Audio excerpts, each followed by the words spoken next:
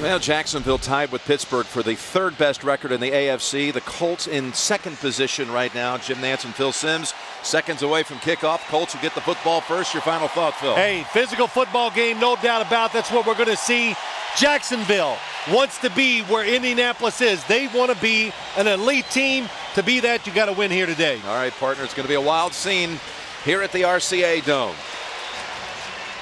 Scobie ready to send it down the way to TJ Rushing. Scobie coming off a big 5 field goal performance in a win against Buffalo last week. And Rushing steps up to the 5 to take it down the left sideline and is twisted out of bounds at the 27.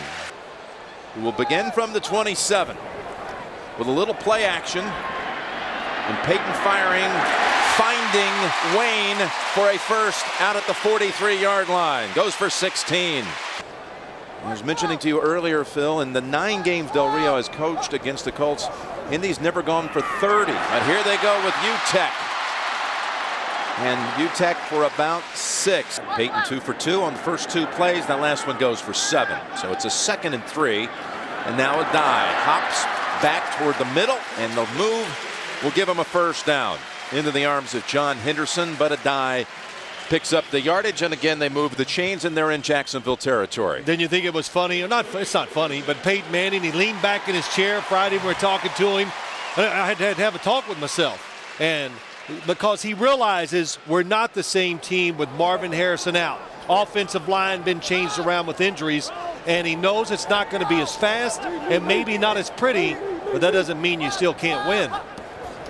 Bring in UTEC as lined up as a fullback, but another throwing situation, and it's off the fingertips of Gonzalez. With Mathis on the coverage. No, Peyton really talked about how it really isn't as pretty to look at as people maybe are accustomed to, but you know, they have had to lower their expectations. We've got an injured player on the field. And we'll take a time break, a timeout as Reggie Hayward is 10-2. Reggie Hayward in a lot of pain on the Jacksonville sideline as he was trying to rush the quarterback. It's a player who missed all of last season with an Achilles injury in game 1. It's a 2nd and 10 now as we resume. A dive. Crumbles at about the 45. It'll be 3rd and 8 coming up for Indianapolis. Rob Meyer on the tackle. You know, the Colts without Marvin Harrison, again, still out. With only 3 receivers. They, of course, use so much of Dallas Clark, Ben UTEC, and Brian Fletcher. But they do bring in now their 3rd receiver, Aroma Shadu. Devin Aroma Shadu. There he is. Top of your screen. I'm intrigued by his potential. He's a taller target than Peyton's accustomed to on the wideouts.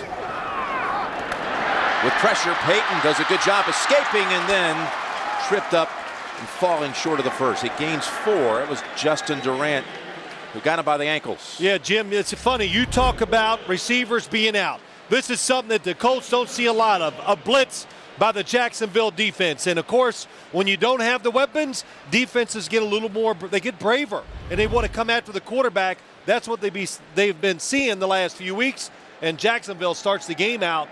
Big 3rd down passing situation. They attack Peyton Manning. Hunter Smith in, so the Jag defense gives up a couple of first downs, but they keep intact that mark of no opening drive touchdowns allowed this season.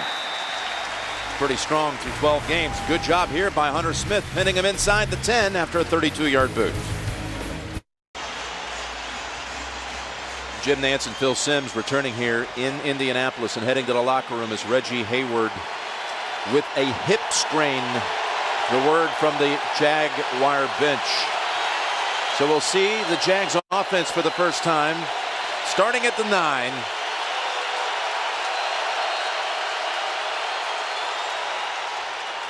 And a flag. And a procedure penalty. False start. Offense number 74. Half minutes is for the goal. First down. Terry McCauley It's a 1st and 14 inside of the 5. Then they'll go with Taylor. And he fumbled it out of bounds. He got most of what they had lost on the penalty. A 2nd and 10, call it from the 9.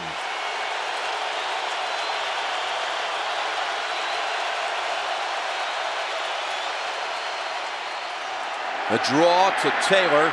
Boyman has a shot, then help. It's Keaho who finishes him off. 3rd and 7, pressure from the edges by Mathis, and the ball is out. And it's recovered by Indianapolis. Mathis knocked it out. Brock recovers it. And now they're saying, I don't know how in the world Brock lost control of it. Now Greg Jones has it. It looked like Brock had full control. Watch this, Phil. Robert Mathis going to the right defensive end spot where Dwight Freeney used to be. Just about as fast. Coming around the outside, David Garrard has no idea. It looks like the Colts get it at the bottom of the pile. They may challenge this if you're Indianapolis. In fact, the flag is out. They're going to challenge it because Brock has the ball in his hands and he's got a knee on the ground. He tried to get up to run with it, but they're going to make the argument he was already down in a recovery. And it can be overturned. It has to be very, very clear of possession of the football on a fumble situation like this. Tony, you can read the lips here. He had the ball. We had the ball. That's right. His knee was down. They're telling him, getting an indication. You would think that saying that it's not something here is not reviewable. Well, I think the officials are now discussing it themselves. From what I know, Jim, in a situation like this, if you can see clearly that you have possession of the football and you've recovered a fumble, it is reviewable. Indianapolis challenged that they recovered the fumble. Timeout.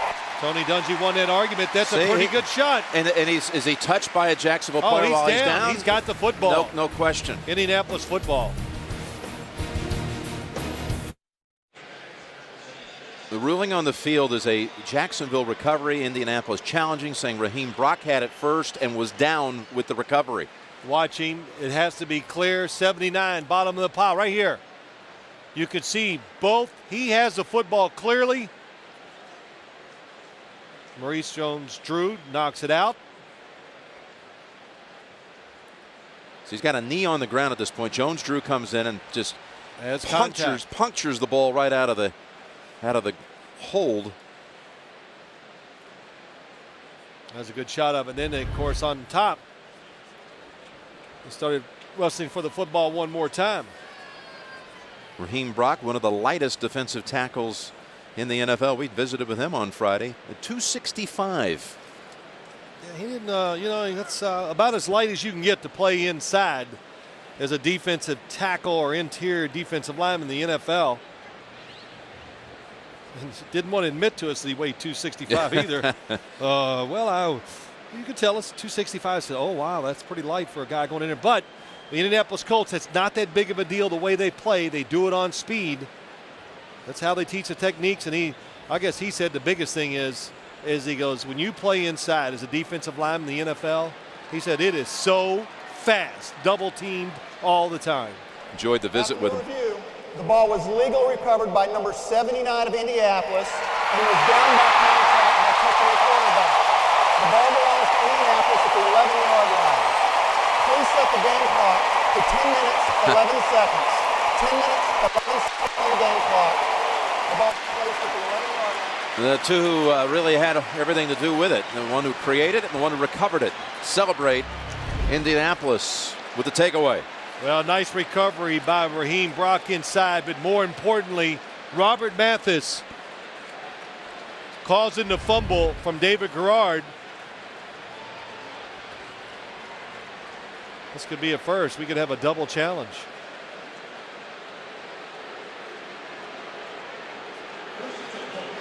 Jack Del Rio was thinking, was it a fumble to begin with? He was good. That's what he was going to challenge. Interesting. Yeah, was his arm in motion? Yes, that's a good point. No, his arm was definitely not coming forward when it was knocked loose. So you think, well, Dwight Freeney's not in there.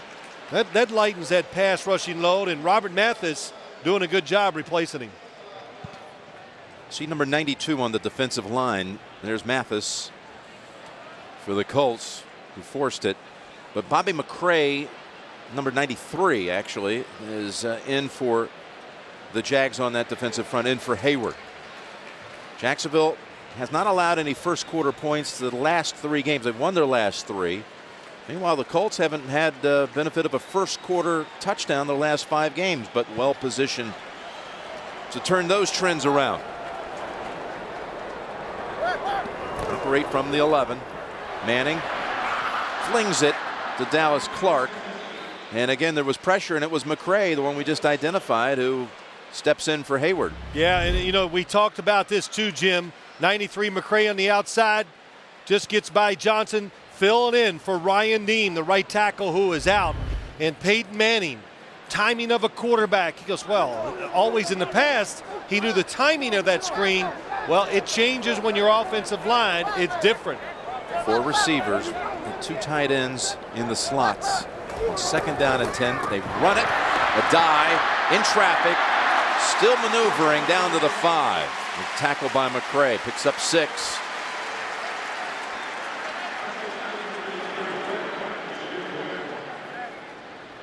Talk about that offensive line for the Colts. There's always been so much stability there, and as Jeff Saturday, the center, told us, yes, we've had a lot of injuries, but the one thing is, it's not like these injuries are long term.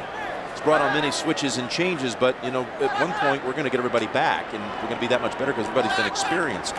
3rd down play. Manning, right side, Clark, touchdown, Indianapolis.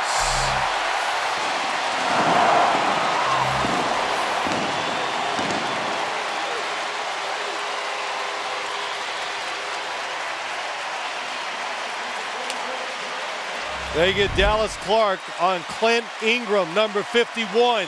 And they run a little, what you want to call a rub play, a pick.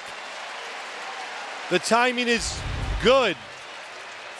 And when Clint Ingram looks to make sure he doesn't run into somebody, that's just enough time for Dallas Clark to create space, and a perfect throw by Peyton Manning. Adam Vinatieri for the point after. It's 7-0. Clark with his 8th touchdown catch of the season. Manning has a 20-touchdown season yet again for a 10th straight year, and the first points to the Colts. It is rare that the Jacksonville opponent begins a drive Jacksonville's into the field. They commit so few turnovers, but set up by the fumble recovery, Manning to Clark, and it's 7-0, the home team.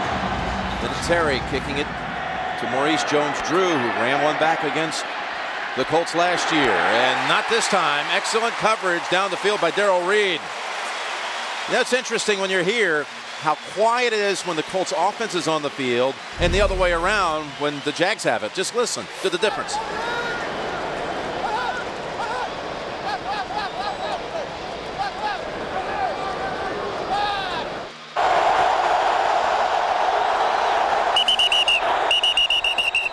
And that created a false start.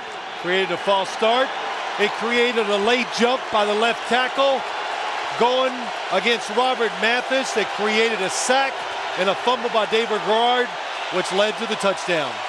Fans can't help. 1st and 10, and the flag is down as Garrard tosses it across the middle. Brackett. False start. Offense, number 69. 5-yard penalty.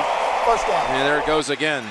No, the Jacksonville offense has had 3 snaps, 2 penalties, and a sack.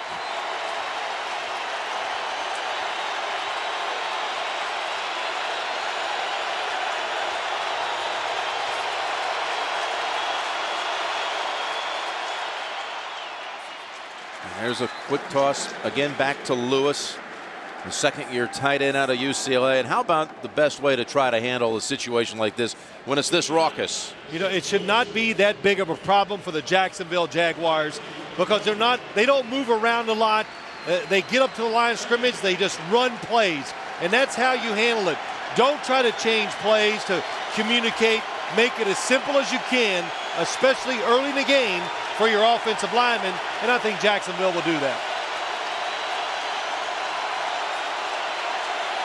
Second down and 8. Again, they'll try to cross him up with the draw, and Taylor stretches it out. What looks like a first down. And what do you do to get rid of a defense or make it slow down that's really fast? Well, there you go. Robert Mathis up the field. Look at that running hole for Fred Taylor. And you want to take advantage. Robert Mathis says, hey, I'm going to go for the sack, because he looks at the situation and knows it might be a pass. So you go outside and then opens up the running lane for Fred Taylor. That's the first down for Jacksonville.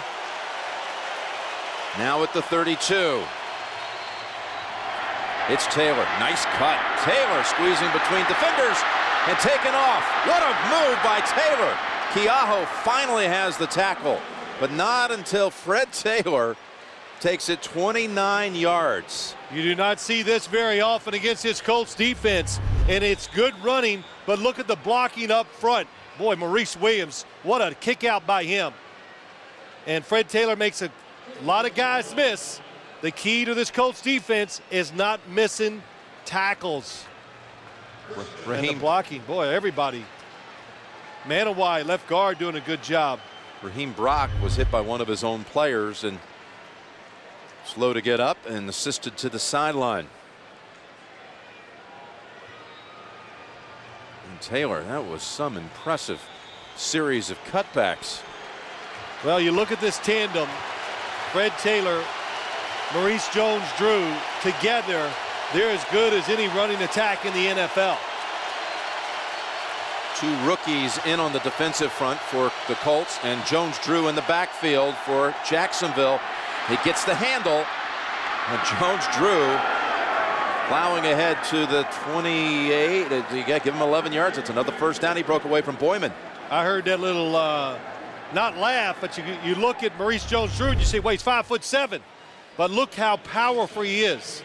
And you always hear this term, if your pads are lower than the guy who's trying to tackle you, you are going to be the guy that delivers the blow. What a job. Kelvin Hayden, good job of hanging in there. Jones-Drew saying his running style is all about winning. My will to win, to do whatever it takes. And you saw it with that first carry of his.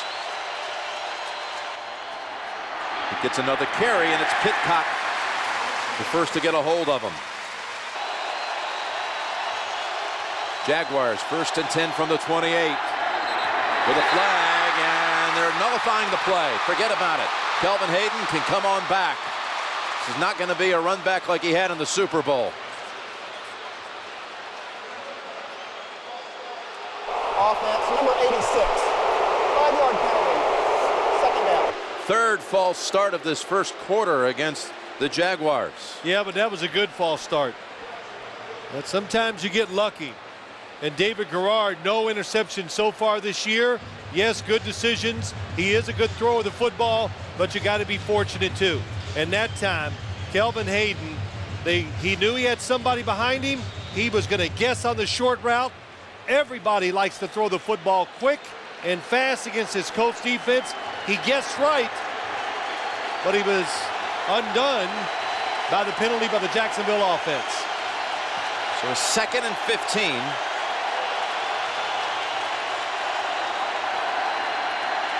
Straight throwing play, and that is a short gainer. 3rd and 11.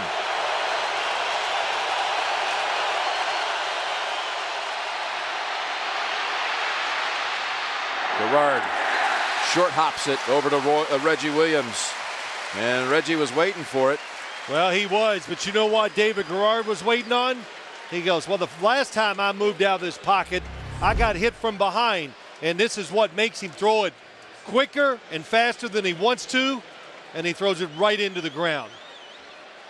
Of course, he was right. There was somebody coming right after him. Mathis on one side, Thomas on the other edge. They're going to bring out Scobie for a 46-yard field goal. As long as the year is 48. Missed 8 games with a leg injury. Big week last week. Scobie from 46 yards. Not this time. And the Colts will take over at the 36 with a 7-0 first quarter lead.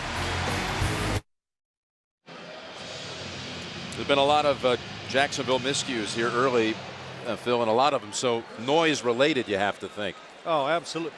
Talent, noise, being on the road. Oh, yes, all those things will create bad plays, bad communication. 5 DBs in for Jacksonville, including Terry Cousin as the nickel. First down, play action, fake into pressure, and Manning is hit in every direction. Wow, I'm trying to watch the guys down the field. Who's going to get open? And I'll look back and I see about 6 white jerseys laying on top of Peyton Manning. And it's just push to Powell. Again, it's a blitz. Bringing a little pressure. That was an 8-yard sack. You can see the sacks have been mounting here in this stretch of games without Marvin Harrison, and with the Hugo out for 5 games, Deem out today. 2nd and 18. Give it to a die. And that's a nice piece of running for about 11. Ryan Lilja helping open that left side. People wonder, Phil, okay, we know Marvin Harrison, Hall of Fame career. What's the difference? What does it do for Peyton statistically? Well, look at the numbers. And I believe these numbers, because when Marvin Harrison's out there with Reggie Wayne and Dallas Clark, you're afraid to blitz. You play a different style. You can't come after Peyton Manning. He gets more time. It all adds up to being a better offense, of course. The die gives him a chance here on 3rd down, the 11-yard run. Sideline, and was there early contact? There is a flag coming in. Rashean Mathis trying to defend Gonzalez, and the hit was early. Pass interference, defense, number 27. Automatic first down. It's a 4th penalty already on the Jaguars. On the outside, one-on-one, another blitz by this Jacksonville defense. Rashean Mathis sees it, and what they're calling there is the turn. He took his left arm and turned Anthony Gonzalez. It had nothing to do with the play. It was a bad call against Rashean Mathis. Devin Aramashodu is lined up to the right side. He does not have a catch, just recently brought up for this reworked receiving corps for Indianapolis, number 80. They're going to run to the left side, Reggie Wayne side, and he gets bounced around just back to the line of scrimmage. Durant the first to hit him. You know, Jim, just going back to that pass interference, and after the football went over the receiver, he was well covered. That's when he turned him. He did not turn him before the football arrived. So that's why it should not have been a penalty.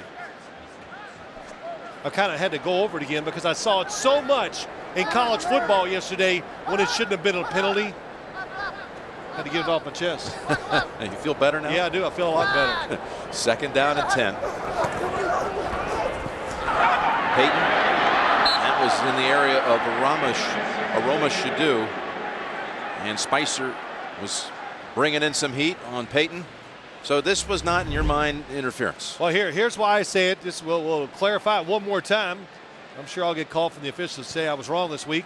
But Rashean Mathis on the outside. Watch his left arm. Football goes over the top. Then he pulls the receiver. Look how much longer it was after the football went over him. That's why I say it wasn't a penalty. Well, it's 3rd down and 10 as the Jags try to buckle down here. This defense.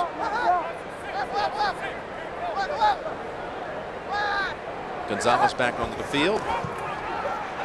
Manning, pump fake, going underneath. UTEP. And they'll spot him for the first down. Picks up 11. Yeah, it was interesting just watching Peyton Manning on that, waiting for the receiver to come open. Very good protection. But he does get antsy. Why? Because he knows I'm getting pushed and getting hit almost every single throw. Jack Del Rio is out on the field now, backpedaling. Did not like the spot. Thought he was short of the first. Now he's not challenged it. Well, you can challenge the spot of the ball.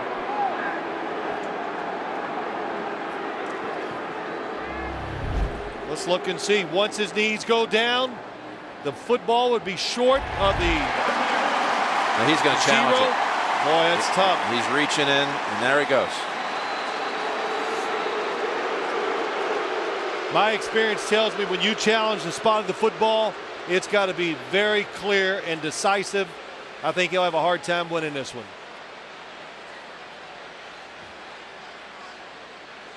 Well, the hardest thing is Jacksonville is challenged that the runner was short of the line to gain.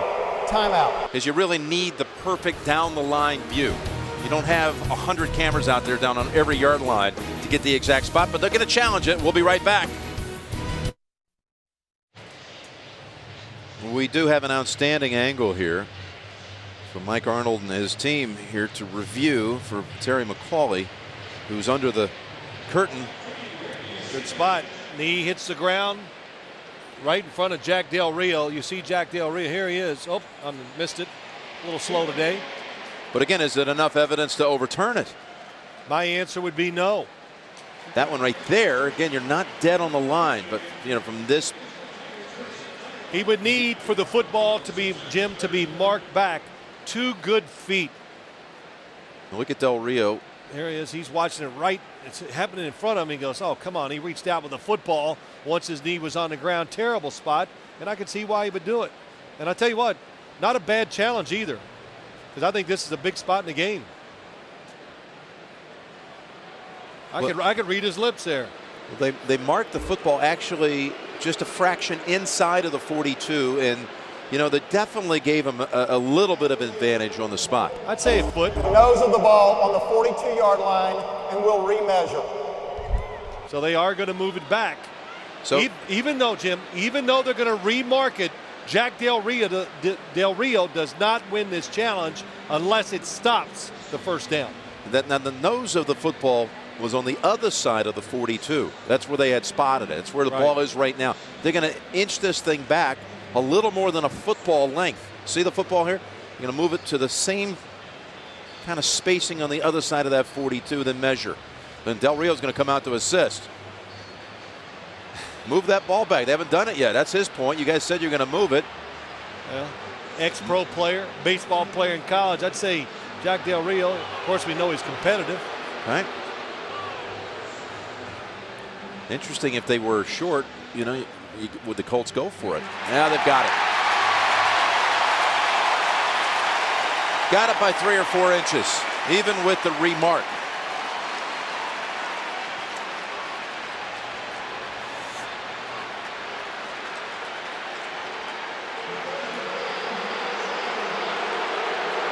Remove the ball. Jacksonville is charged with their first timeout. So you got to realize when you challenge the spot of the ball, when it goes with the first down, even though they change the spot, if it doesn't stop the downs, you will lose the timeout. And Jack Del Rio was just informed of that. Yeah, he didn't. He evidently didn't realize it. You win the argument about it being a missed spot, but you don't get the first down. Alas, you lose the timeout. Now, did this slow down a little the momentum that the Colts were starting to build? They've got Kenton Keith in the backfield on first down from the Jaguars 42. He gets the handle, and he was surrounded by both Darrell Smith and looked like maybe Derek Landry for an immediate 6-yard loss. Well, it's the first time we've done the Jacksonville Jaguars in quite a few years. So as you sit here and you get to look at them with your eye, Jim Nantz, what does it tell you? Well, everything that you've always seen from afar, just how physical this team is, how big they are. Big, physical. I don't want to say they're simple. They are diverse enough to create negative plays for you, but they're just about being big, physical, and tough. 2nd and 16. And that's UTEP with another grab. Ball came out at the end. And it is Jacksonville recovery. That's Terry Cousin with the fumble recovery. It was knocked out by Justin Durant. Now any chance UTEP was down? That's close too, but it's definitely a reception. And it's going to be challenged, I believe. Oh, it's really very, very close as the football was coming out as he's going to the ground. The hit, and it's out. Well, I'm really emphatic on my calls today on this. And now Jacksonville scurrying to the line. Crowd encouraging Dungy to throw the challenge flag, and he has. I'm not so sure. You're certain, I'm not, that knee wasn't down first. I always leave room to wiggle. I didn't hear any wiggle room there. Oh, okay. Well, I reserve the right to wiggle. Indianapolis has challenged that the receiver was down by contact. Boy, it has been a first quarter of challenges in so many ways. All right, Ben Utek ruling on the field was he fumbled, but that's not the point the knee first makes contact. It was slightly before that. Yeah, it does. We always get confused. It doesn't have to be your knee. It can be any part of the lower leg. The shin. Yeah, the shin. That's where a lot of times we all focus, when the knee is down, but it's not. When you roll down like Utek did that time, it's where the shin hits the ground.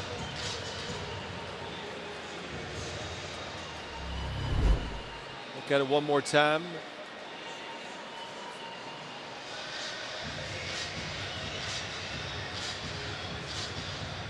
And that certainly looks to be a fumble. Utek with 3 catches, and 2 of those 3 catches have resulted in challenges. At what point do you tell me to stop it? Is he down right there? He's down, ball's out already, though. Okay. It was ruled a fumble on the field, which it's supposed to be. You know, that's the one thing that we hear from the officials every year. Mike Pereira says, let the play go, and then figure it out once it's over. So give the players, give it longer so there will be more fumbles, more fumble recoveries.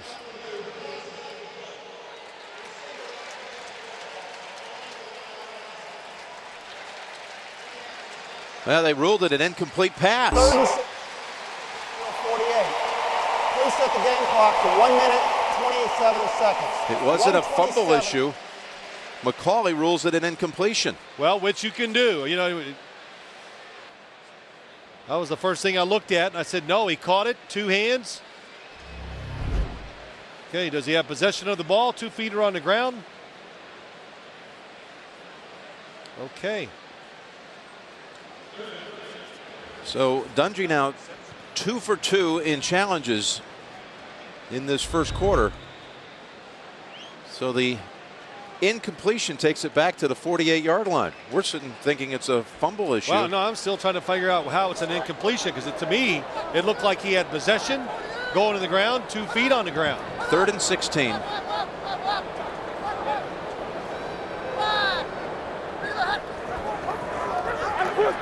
The Colts cash in on that winning challenge. They do! Reggie Wayne with the touchdown.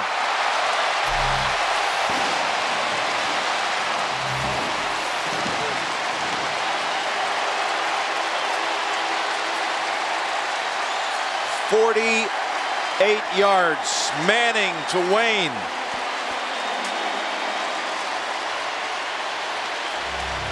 Tremendous job by Peyton Manning, stepping up in the pocket. And it's Dallas Clark going up the middle of the field that makes the safety stay there, and it allows Reggie Wayne just to get a little more room behind Brian Williams and catch the touchdown.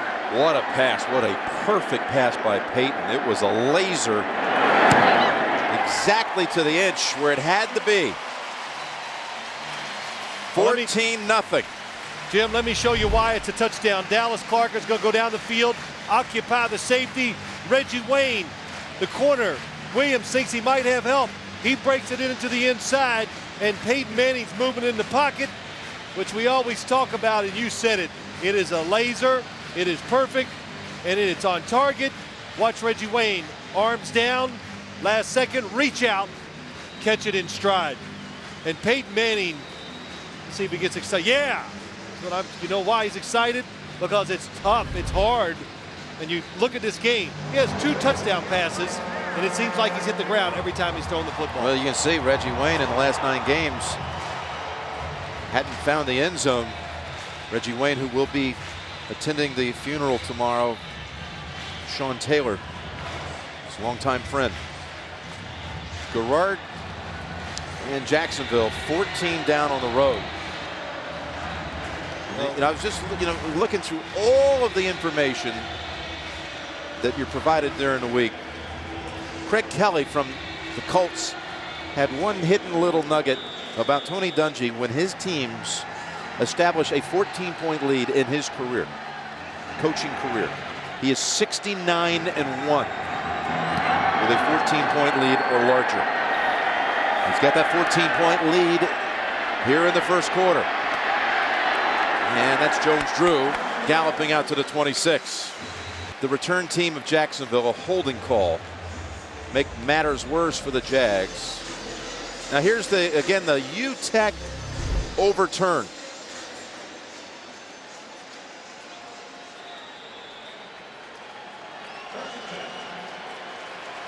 So Jim, the word we hear is that he did not have complete control of the football as he was going to the ground. And that's why it was ruled an incomplete pass. That was a huge play. A huge challenge. Yeah, huge challenge. And then one play later, the touchdown. And the Colts are raising some serious noise and action around here with Bob Sanders setting them back 3 yards. Fred Taylor, no chance with that run. Jacksonville today decided they were going to let certain members of the defense go unblocked just to make sure they got a guy to block Bob Sanders. That's hard to do because you never know where he's going to line up, and he's so fast, even when you want to block him, you might miss him. 2nd down and 13. Pass over to Wilford, and they give him the catch at the 19. Picks up only 6. Final half minute of the first quarter. Well, if you're the Jacksonville Jaguars, what you're trying to do on both sides of the ball, you just want the game to settle down. To get the crowd out of it and get, if you're the offense, to get the defense, get them out of the thought that they're just trying to make a big play against you. Need to get to the 26 for a first. And they will not snap it in time. That closes out the quarter, 14-0. And you're watching the NFL on CBS.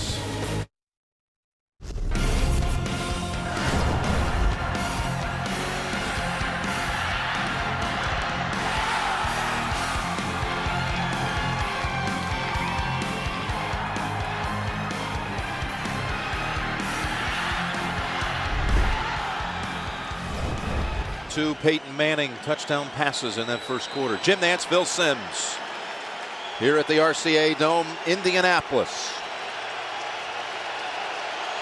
Trying to sort out things in the AFC South Division today with 2 of the AFC's best. 3rd and 7, Garrard to Wilford for a first down. Goes for 11 yards. That's what you do. You want to make it simple. You have single coverage on the outside. So David Garrard, why mess with the middle where there's guys sometimes you can't see? Get a first down, settle the crowd down, and more importantly, just give yourself some confidence, because this Jaguars team, they like to run it, of course. Everybody knows it. But when they throw it, they try to go up the field to create big plays, and I think that's what they're going to try to do right here. Jones-Drew lined up here at the bottom of your screen as a receiver on 1st and 10. Garrard goes underneath, and that's Greg Jones tripped up by Marlon Jackson. Gains 4. Well, when I saw Maurice Jones-Drew go outside and try to widen the defense, what they're trying to do is create space so they can throw it vertically inside and get big plays. But a good decision by David Garrard. Don't even think about it. Nobody's open. Get rid of it quick And when you catch the football against this Colts defense, hey, you're going to get hit by multiple defenders. They have Taiwan Hagler on the field. He's been out for a while, 4 games with a pinched nerve in his neck. And 2nd and 6, cutting back again. That's Taylor. Momentarily running into his left guard, Monowai.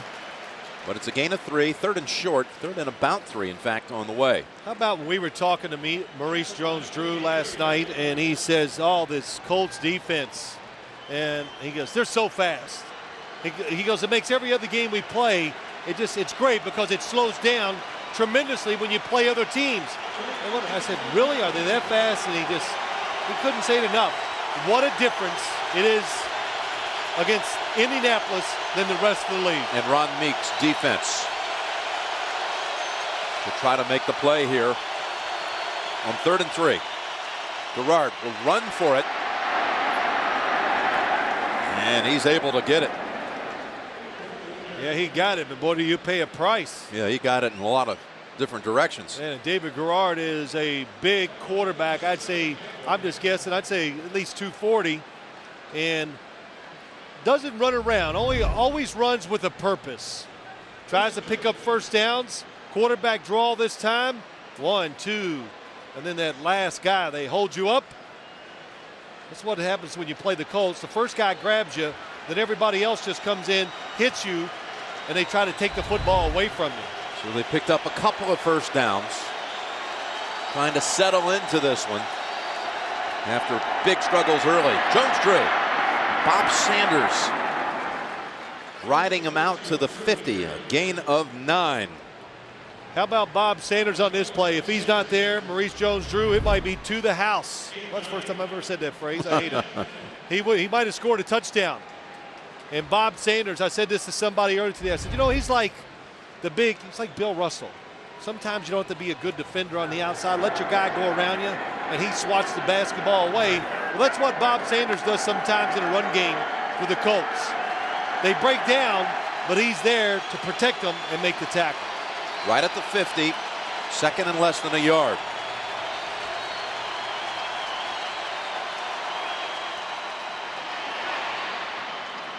And Jones-Drew powering ahead to the 45 and another first.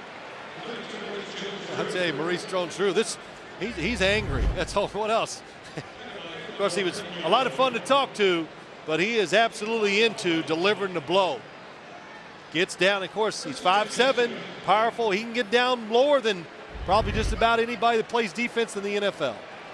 He's a little angry about his Bruins losing to USC last night. Came into our meeting and he was fixated on that one. Had a little, I don't know, some sort of a little wager there with his head coach, a USC man, Mr. Del Rio. And Taylor just slipped. Look at him go now. Dawson able to tackle him, but it gains 5 when it looked like it would lose yardage. Well, that's a testament, or shows you Mercedes Lewis, the tight end, good block. Meester getting a good block. Nobody was there to take advantage of the fact that Fred Taylor slipped and fell. Jacksonville with 72 yards rushing in this game. They're running the ball about as well as I've seen anybody run the ball against this defense this year. This is the 10th play of the drive. And on the bootleg, Garrard.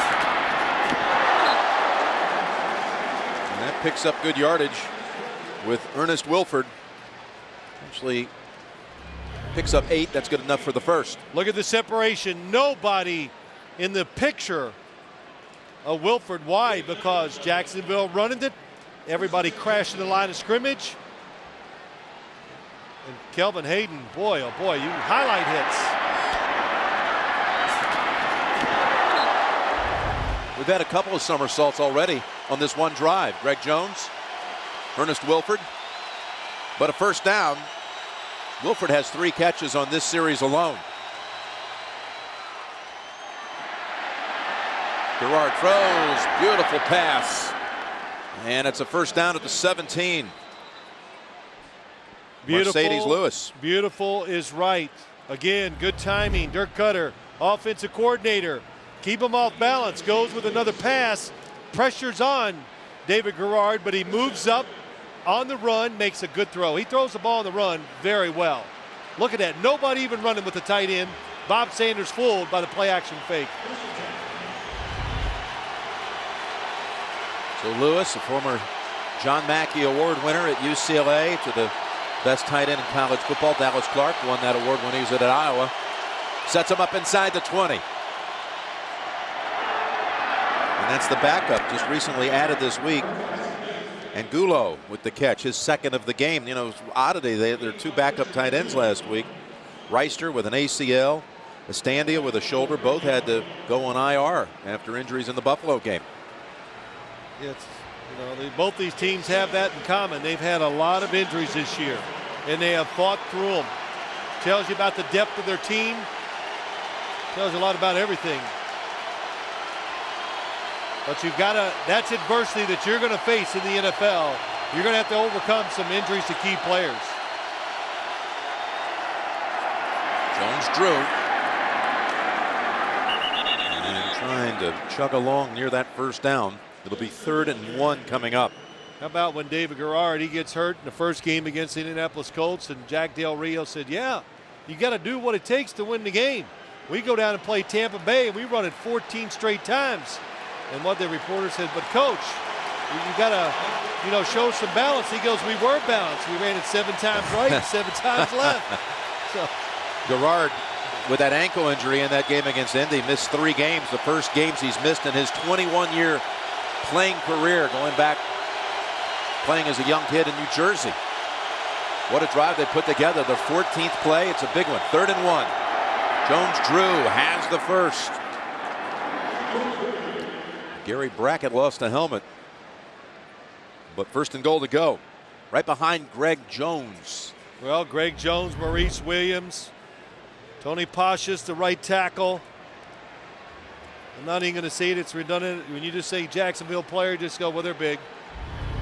And they push the pile. And Jones-Drew, what did he say? I know situations. That's how I play the game. If it's 3rd and short, I'm going to get the first down and get the tough yard. They have held the football for 10 minutes on this drive. 1st and goal to go, and it's Greg Jones. What a hit by Bob Sanders. Just pushes the fullback in the other direction. Well, Bob Sanders, a lot like Maurice Jones-Drew. How are you going to get lower than him? Oh, boy, and I tell you, that's, even though Bob Sanders is about 5'9", he even gets down low and comes up and makes a tremendous hit. Stops Jones from falling forward. Probably would have got inside the 1-yard line. Instead, they're on the 2. I thought he had a chance to score. Sanders put a stop to that. Still at 2nd and goal for the Jags. Jones-Drew is in for a Jacksonville touchdown. What a drive. He is now in 4 games, 4 career games against the Colts. Jones-Drew has scored in all 4 of them. What makes all these runs? Khalif Barnes, nice job kicking out. Look at that blocking up front. Manawai, left guard, doing a good job. But the Colts were playing run defense almost every down the drive. So when you can line up and run against a team that's what they're trying to stop, that's impressive. I saw Greg Jones kind of shield, if you will, Bob Sanders. They had just tangled on the play before. It's an 11-minute, 10-second drive. One they had to have, gets them right back in it.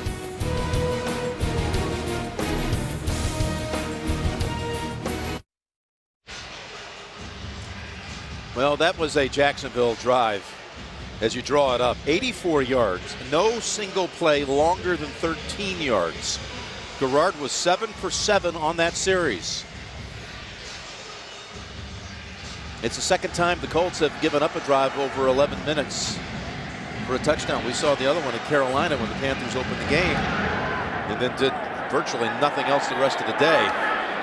DJ rushing just takes the touchback with the Colts up 14-7. Jim Nance, Phil Simms here in Indianapolis with the Colts offense sitting out for quite a while after that long, impressive drive put together by Jacksonville. Pretty good numbers by Peyton Manning, considering he's been hit in 9 attempts. He's been hit 10 times. Run it with a dive, hurtling past the line of scrimmage, scampering for a quick 8. Here's the pressure you're talking about. It's been rough right from the start. Even when they're throwing screens, trying to find a way to get out of there, and he can't even do that. But big pass interference. It's a die, and that doesn't go for very much. And somehow Peyton Manning, really, it's almost like manufacturing 2 touchdown passes, and just goes back to what he said, Jim, and then he told us, just got to find a way to get it done. Got to be gritty, got to be tough. And as my old coach used to tell me, anybody, Sims, can drive a Cadillac, but can you drive that beat-up jalopy? And I'm not saying the Colts offense is a beat-up jalopy by no means, but it's missing parts, and you got to make it work when you have parts missing. 3rd and 1. Goes to Clark. Patience by Peyton, waiting for Clark to get open. To Sammy Knight, giving chase to Clark. Goes for 8 and a first down. Yeah, what a job by Peyton Manning and Dallas Clark. Watch Dallas Clark. Here he comes across. He's covered by Sammy Knight. But Dallas Clark keeps running full speed. Sammy Knight slows down just enough. Peyton Manning right on target. Double time of possession for the Jags. Fueled by 83 yards on the ground. Really quick way to go back to Clark. That is beautifully defended by Brian Williams. No gain. But this whole story about missing parts in Indianapolis, you know, they know, for example, today, if they were to win this game against Jacksonville, it doesn't officially lock up the division, but it makes it almost impossible for the Jags to make it up. And now you change the whole way you approach the return of Marvin Harrison. Yeah, there's Ryan Dean, right tackle out. But you're right, Jim. If they win, they get a chance not to rush players back because they won at least that number 2 seed. Clark, good grab by Dallas, about a yard shy of the first. Another 3rd and 1 situation coming up. But they just have been, you know, last week and 2 weeks ago here against Kansas City, just, you know, winning and finding a way to get it done. Yeah, you know, I commended Tony Dungy. My theory is, boy, you got to be happy. You fought through it. You're 9-2. He shot that theory down. No, we should be 11-0. He didn't care about the injuries. 3rd and 1, and great grab by Wayne for a first. And they have now converted their last 5 third downs. This play, they throw a lot. But Brian Williams going for the interception. Since they're in the division, they see those quick under routes coming inside. Jacksonville knows it. They played it. Brian Williams just misses the interception. So when you set it downs for Manning and the Colts from the 48.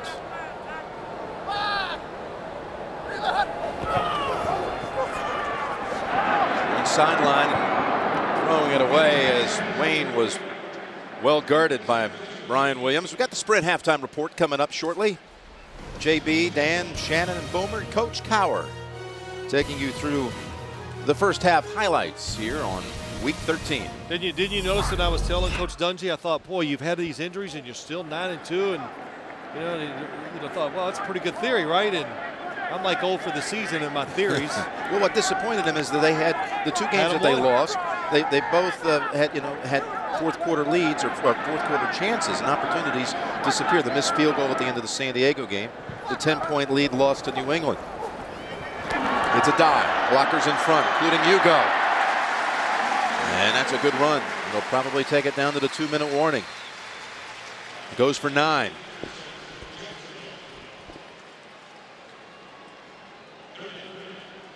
So Colts come back.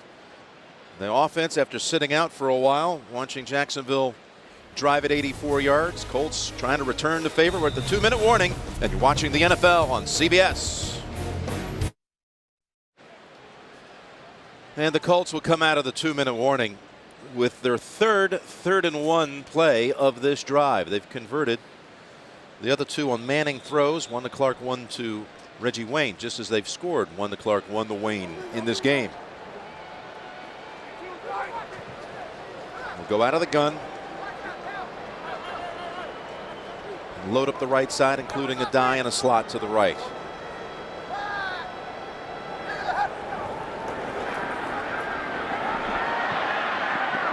Wayne turns around for it and makes the catch.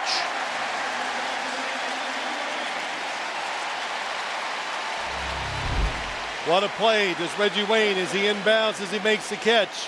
2 feet on the ground, possession of the football as he goes down. Tremendous coverage, but a better throw by Peyton Manning. It's a die into a pile led by John Henderson. It's a loss of a yard. You know, it's 3rd and a yard. That was an awfully tough play, wasn't it? Peyton Manning moving in the pocket, making that throw to the sideline to a covered receiver.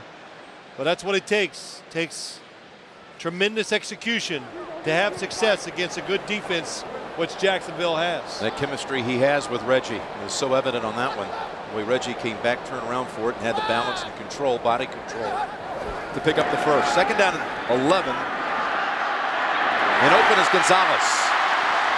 Takes the first hit, keeps going. Inside the 5 and down to the 1. Broke away from Mathis initially.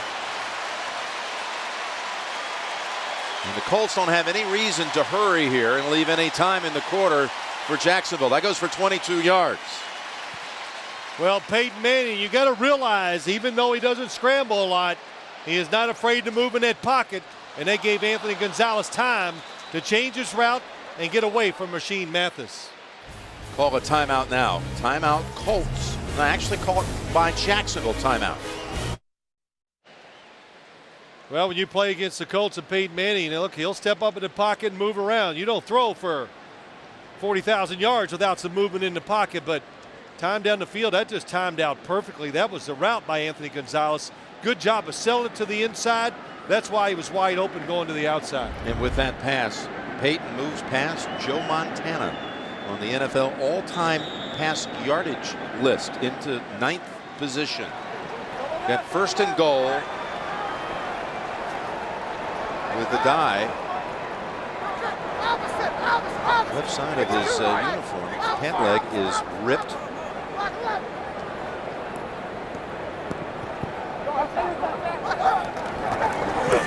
You get the handle, and he's going to be set back.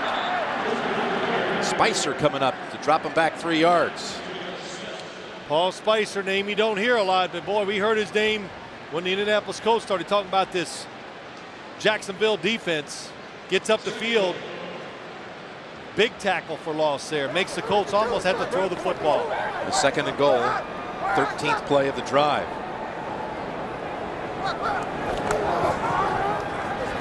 Manning open. Gonzalez with a flag. Looks like they're going to call it against the rookie. Pass interference, offense, number 11. 10-yard penalty, 2nd down. First penalty of the game against Indianapolis. The thought was really, it was smart. He has the position, but he extends that right arm, puts it on the back of Rashean Mathis, and gets the touchdown. And Peyton Manning, of course, he's upset because Anthony Gonzalez did not have to even use his arms. Rashean Mathis was going to be fooled. Peyton Manning takes a quick drop. You expect a quick pass, and then with a double move, that's why he was wide open. It denies Gonzalez his first NFL touchdown. And Adai, no doubt, will be making a wardrobe change at halftime. 2nd and goal back at the 14. With a blitz through the back of the end zone. Peyton just unloading, and he was decked by Justin Durant. And the crowd here wanted roughing the quarterback. Justin Durant coming around, clean shot at Peyton Manning, and he delivers a blow. As soon as Manning lets it go, that of course that is not even close to roughing the passer. Well, another 3rd down situation. They've converted their last 6 via a pass by Manning, including 3 3rd and 1s on this drive alone. Jacksonville blitzes have been very, very good so far today. With 11 seconds to go in the half. Manning to Clark. Over the shoulder catch. Touchdown, Indianapolis. Hold on, there is a flag.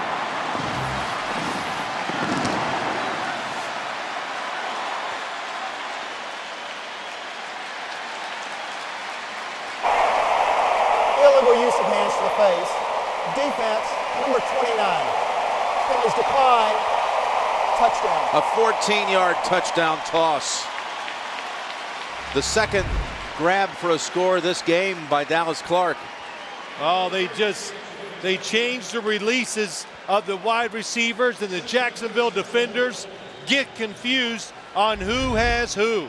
And that's why Dallas Clark runs past two defenders wide open for the touchdown.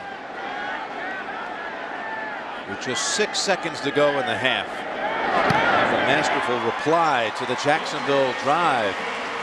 Peyton with 3 touchdown passes today, and they're up 14.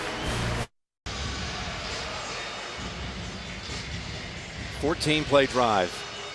All 3 of Manning's touchdown passes have come on third down. That was third and goal from the 14.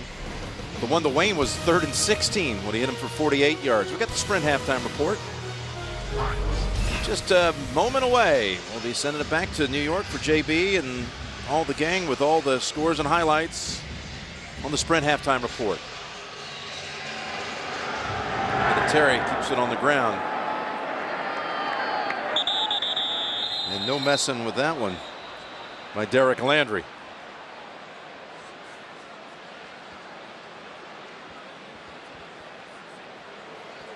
Well, is there time for a Garrard heave here before the half?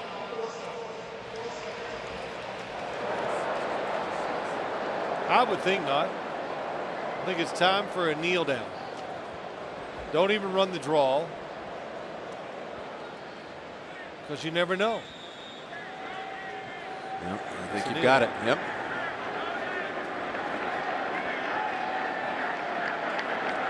(21-7) lead at halftime for the Colts.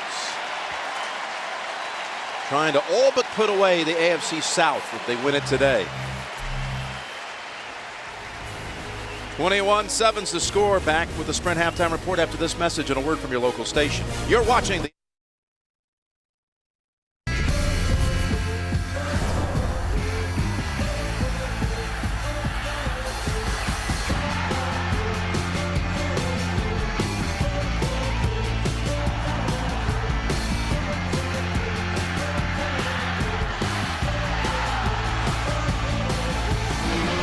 we had a first quarter here with 3 challenges, and then all of a sudden the second quarter just zoomed along. The long drive by Jacksonville with the touchdown, and then Peyton and the Colts coming right back with a long drive of their own. What about the 2 touchdowns to Dallas Clark that you saw? Well, I'm just going to say this. Enough poor mouthing the Indianapolis Colts offense. They did a tremendous job in the first half.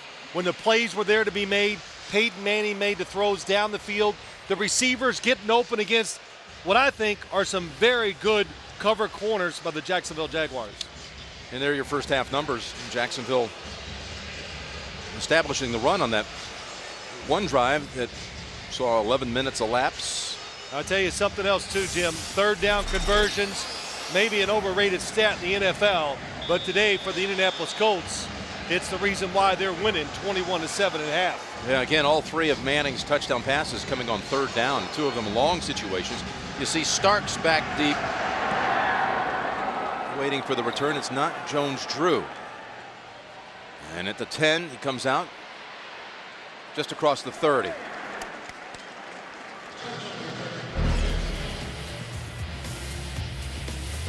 Couple times in the first half, watch what the Indianapolis Colts do. They cross the receivers. It's enough to create a little space where Dallas Clark gets a touchdown on the second touchdown right before halftime. Just confusion in the secondary of the Jacksonville Jaguars. And again, all you need is a little opening in the NFL for the quarterback and receivers to make it happen, and especially when it's Dallas Clark and Peyton Manning. So again, enjoy the second half here in high definition as we see Jacksonville run it straight ahead. And Taylor still running hard in his 10th year. I mean, we've seen some moves today. by Fred Taylor, you just never would have imagined that this many years in the league, he still has fresh legs like that. It really helps them, too, that they drafted Maurice Jones-Drew, so you got that tandem going and you can rest him. But Fred Taylor, I was getting ready for the game. It's hard to believe, for all the success he's had, he has not been to a Pro Bowl either. Well, with that last carry, he just moved past your old teammate Otis Anderson into the 20th position all-time rusher in the NFL history. Here he goes. It's Taylor inside the 50 and barreling down to the 43. Yeah, Otis Anderson was just overtaken on the previous play. You know, he was lamenting to some of our crew this week, if you just would have given him a few more carries, we wouldn't be talking about this today. That's right, but yeah. O.J. Anderson, he'd deliver a blow, that's for sure. He could run it up in there, big running back. Fred Taylor, different style, powerful, but it's about his speed and how he can make 5-yard runs into 20 and 30-yard runs. Imagine that, 20th all-time now in the history of the league, and as you said, never made a Pro Bowl. They fake to Taylor. Gerard wanting to go long, now being chased by Hagler, who takes him down. That's a sack for Tywan Hagler, back in action again after sitting out 4 games with a pinched nerve in his neck. You know, it's interesting, when we were talking to Raheem Brock of the Indianapolis Colts defensive lineman, I said, you know, this David Gerard's pretty mobile. And he goes, yeah. So they don't matter. Coverage sack down the field, nobody open. That's why David Gerard runs it. But the Indianapolis Colts do not worry about quarterbacks getting outside the pocket, because they know they're fast enough to react and get the quarterback before he can pick up big yardage. Gwen Pitcock, by the way, on that defensive line for Raheem Brock, shaken up in the first half. And Gerard, open man, it's Williams. And Bob Sanders trips him up, but not until they have another first down. That goes for 22 yards. Well, you can see the strength of David Gerard's arm. Short receiver to the outside, so there's space between the corner and the safety, and just a laser in between the defenders. And what that does, the strong arm by David Gerard, it gives to Williams time to catch the football, make a move, and pick up extra yards. And Gerard, only one misfire today, 10 out of 11. That's when he was being chased out of the pocket. Came up short on the pass to Reggie Williams. He's hit his last 8, and he hands it back to Taylor. Again, could have been tackled for a loss. He's going to pick up 4 or 5 yards out of this. More history on Taylor. 10 years in the league. Came out of the same draft as Peyton Manning. Peyton, the first overall selection. Taylor was the 9th. Wow.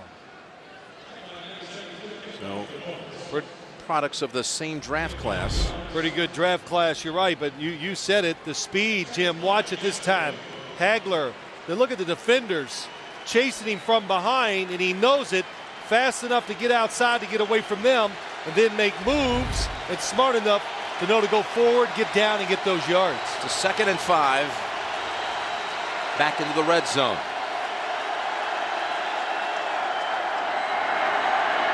Gerard to the end zone. Man was open, and that was Reggie Williams making a diving attempt. And he is in pain. Nice move by Reggie Williams. David Gerard trying to be safe with the football. Didn't realize how wide open Reggie Williams was, and he stays on the ground. His head really took a nasty hit right here. Oh, right. Injury timeout.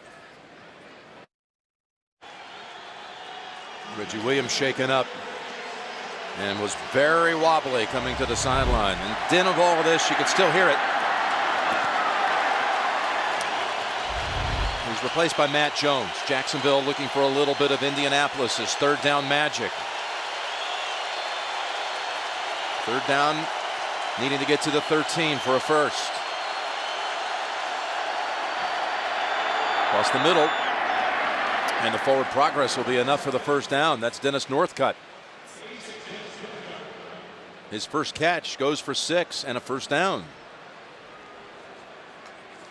A lot of teams that play the Colts, when they throw the football, they hit a high percentage of their passes, but they're going to make you throw it into some tight spots.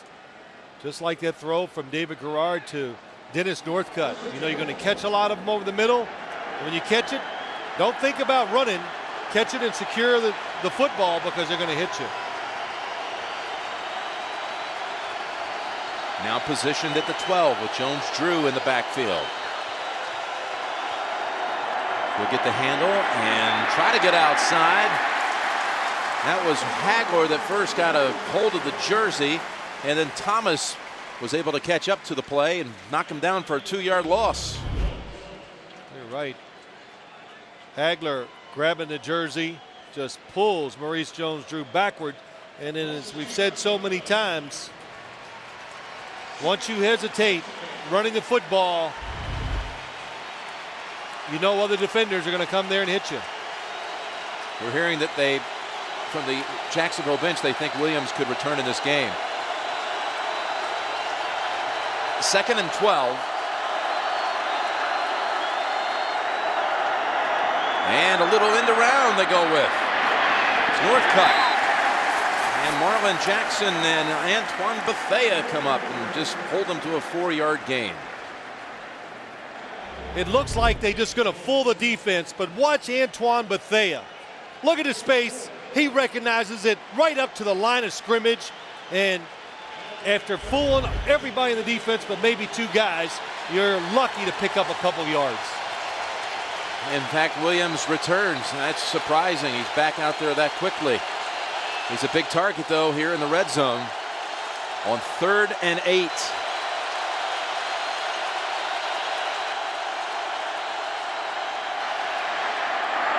To the goal line, and just outside of it, that's Northcutt. Now where do they make the spot? Well, after watching other games, forward progress should be right at the goal line. I don't think it's going to be given that. They're spotting it outside at the 3. There's forward progress. And they're talking about it. The fact that maybe when he was driven back, he regained his balance and tried to run. Then he had to get inside of the 3 for a first down.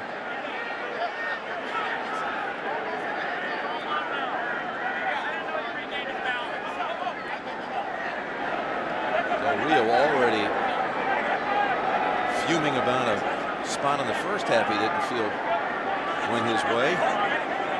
So stretch it out. It's going to be short by a football. Now what will he do?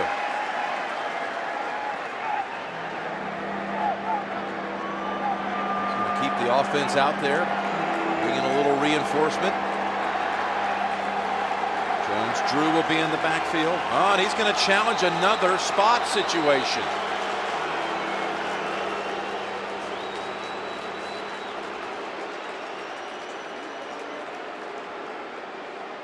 The last time they got him to move the spot a little bit, but it wasn't enough for the first, so he lost a timeout in that first half. Well, this might be a play that they're going to say you can't challenge. They're going to say we did not rule forward progress to be stopped, even though his foot hits the ground. Oh, is he down? He is not down. Nothing but his feet in his hands, and now he regains his balance. He takes off.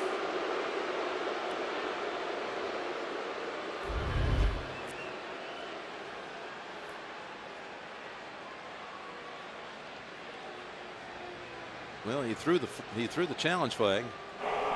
The ruling on the field is that the runner was hit initially, regained his momentum, and then went down at where the ball was spotted. There is no challenge on the play. They had a chance really to talk him out of it. Well, they had to explain the rule because he's going, why wasn't he down with the initial hit? Because he, just like we said, he regained his balance, and once you regain your balance, the play continues. 4th and inches. It's Brackett, little linebacker, running in for the last second instruction from Ron Meeks and Tony Dungy. 4th and inches.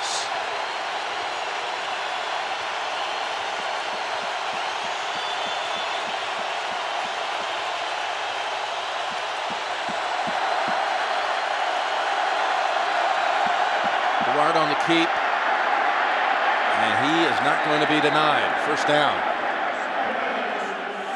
There is a flag on the far sideline.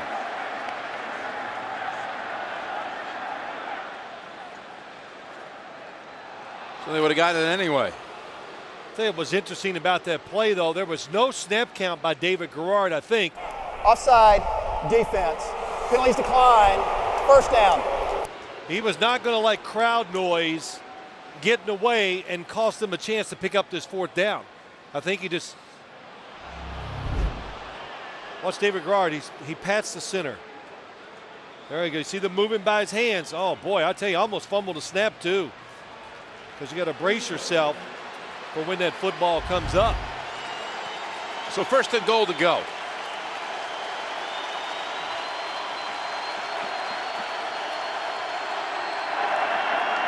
Bootleg, the toss, the touchdown. Jags are in again. Mercedes Lewis.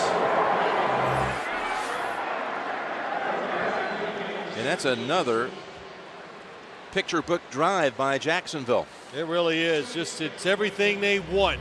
Running the football, some timely passing, and they put pressure on their quarterback to pick up third downs with tough throws, and that's just a good call. That's like the offensive coordinator saying, hey, David, good job. We're going to give you a touchdown pass for all your hard work. His 10th touchdown pass of the season, again against no interceptions on the year. And Scobie adds the extra point. This time they kept the ball for almost 7 minutes. They had that 11-minute drive in the first half. This one goes 6:54. They get back within 7 again. Speeding up. And that's Mike Tice on the sideline for Jacksonville, the former Minnesota head coach. Another drive by Jacksonville right down the field. This time 12 plays. 21-14 Colts. We're going to see Indianapolis. It's offense for the first time in this half. Taking it down to TJ Rushing and the former Stanford Cardinal, excited about Stanford's win over Cal. Coach Harbaugh, the former Colt, leading his team to victory. NFL.com. So from the 20. And that's a dive. Running with fresh legs and a fresh new uniform here too. Yeah, just a good job of picking his way, finding a little space, and when you're an NFL running back, of course you know how to run forward. You got to run sideways a lot of times to get through the tight holes. He's pretty good at that sideways business. Here he is with an open seam, and he takes advantage for a first down. Jake Scott blowing out that right side and clearing the way for 6. Well, this Colts offense, what did Jeff Saturday says? They're able to keep it going through injuries because it's about communication. They talk. They know how to help each other out. That's always, if your offensive line is not doing well, your football team is going to have a lot of troubles. You saw that 18 minutes on the 2 scoring drives for Jacksonville. I'm sure the Indy defense, even with the halftime break, could stand to have a little breather here. Manning's pass. Wayne can get up and go with it. And he's actually going to be a little bit shy of the first, I believe. Sammy Knight on the hit. Now, Jeff Saturday really talking about how we just got to keep winning and buy some time. It seems like everybody knows that, that's just the way they're operating right now. Buy some time until we can get our line intact. Buy some time, especially until we can get Marvin Harrison back out there on the outside. 2nd and 1.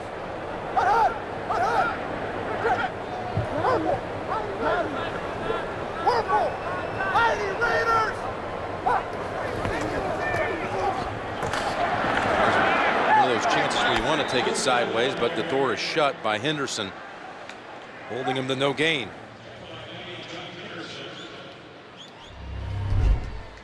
John Henderson, one of the best interior defensive linemen in the NFL when it comes to stopping the run.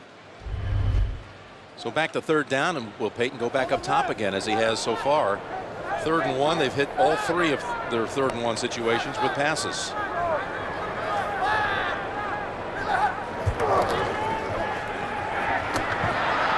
And he will again.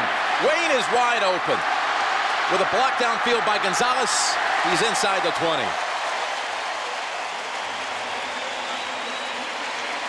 39 yards for Reggie Wayne. Reggie Wayne just coming all the way across the field, and they did just what they've done in some of those touchdown passes we have shown you. Dallas Clark was crossing the field and made the defender go around him, and that's why Reggie Wayne was wide open. Yeah, Reggie not walking like he's 100%. Starks has come in for Mathis at the top of the screen on Gonzalez. On first down, it's a dive. Again, met by a couple of Jaguars, including Durant. Reggie still shaking off the hit on that 39-yard pass play, and Mathis is returned to the field for the Jacksonville defense. Jacksonville playing tight man-to-man coverage, and receivers crossing each other, creating big-time problems for Jacksonville's defense. Reggie well over 100 in receiving yards, 134. Gets his hands on it again. Tacking on more yardage, slicing through to get within 1 or 2 yards of a first.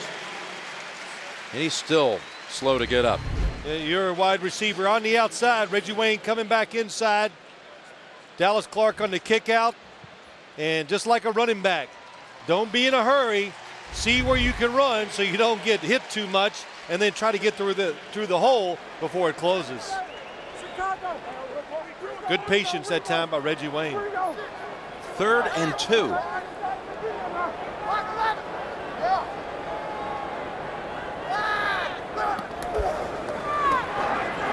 Fake Manning really excel again on 3rd down. He's picked off this time. Picked up by Reggie Nelson, and the rookie is tackled by Manning. Taps himself on the helmet, and the Jaguar defense comes up with the huge takeaway. Peyton Manning examining the pictures just in and seeing the evidence that led to Reggie Nelson's interception. Colts were throwing it toward Dallas Clark. And a good hit by Mathis. No gain on Jones-Drew. Well, as he comes out, Peyton Manning's going to go, but you could just see to the right of your screen as he comes out now, here's Reggie Nelson. Peyton Manning has a good window to the back of the end zone, and then he licks his fingers. What's that all about? Getting ready for the action to make the tackle. That's unbelievable. What a habit. Did you ever do that? I don't know. Lick your fingers before you. Pretty good tackle, though. Yeah, it was. That's what, but it's second. A habit most quarterbacks have. 2nd and 10, and a diving catch for Reggie Williams. And you know, even with that shot to the head he took, when it passed similar to this one, got just away from him. This time he dives and holds on to it. Well, you know, I've said so much about this Colts defense, and they're going to make you throw it out to those sidelines if you want to get 8 and 10 yards. And they're willing to give it up. They're going to try not to let you run the football. They want you to throw it so they can rush the passer. So 3rd and less than a yard.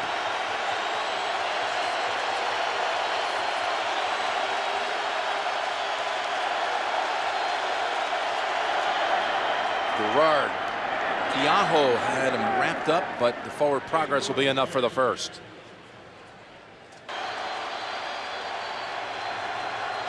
First and 10, Fred Taylor.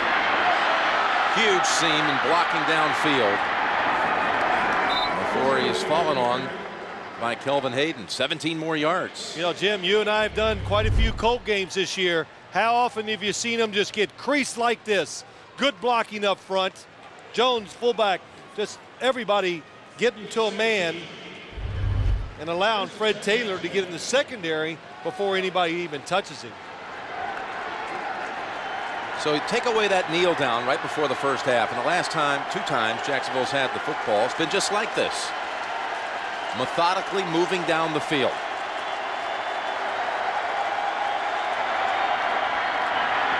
Gerard works the middle, and he's almost intercepted. Well, that's good, because I didn't want him to go home tonight, have his wife have to get on him for not securing the ball, not doing a good job. What did he say? When I go home at night, My wife, Mary. Yep, she's got it all broken down. Oh, I got the game broke down. Jones-Drew into the secondary, and Bob Sanders holds on, but not until they get it to the 16. A small defense, a big offense, and Jim, you said it, 3 straight drives of going down the field methodically. And what is happening, the Colts cannot get off the blocks fast enough. Running backs getting in the secondary and getting those big gains. Quinn Pitcock of the Colts shaken up. We'll take a break. And Pitcock was able to walk to the Indianapolis bench. They've already lost in this game Raheem Brock. He has not returned since being injured. A rib injury in the first half. Pitcock was seeing a lot of his snaps. And there's Dawson, a rookie out of Tennessee or Texas Tech. Jacksonville was 75 yards on the ground this quarter. They're starting to amass some big numbers. Nothing quite like a year ago in December down there when they went for 375, but a $157, and it's there whenever they want it, it seems. They go with Taylor in the backfield. First down. Squeezes through to the 11. And that's going to be the end of the quarter. 21-14 Colts. Back after this message and a word from your local station. We're going into the fourth. The RCA Dome. Garrard with a touchdown pass. And again, no turnovers. No interceptions. They had an early fumble. But Manning with 3 touchdown tosses. The Jags, though, moving the ball on the Colts as we start the fourth quarter. Jim Nantz, Phil Simms. Fourth quarter says Starks of the Jags belongs to us. That's what he's indicating. Let's see. Second down and 5. And Taylor still working it near a first. He is over 100 for the second straight week. Last week, the first time all season. He's got another one today. These last 2 runs by the Jacksonville Jaguars, it looks like rugby. You know, where everybody just gets together and you just push it forward. And they're getting 4 and 5 yards, makes it 3rd and short. So, again, the power of Jacksonville starting to wear down Indianapolis.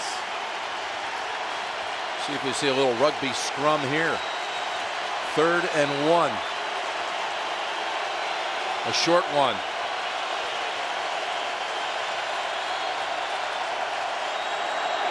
Jones-Drew.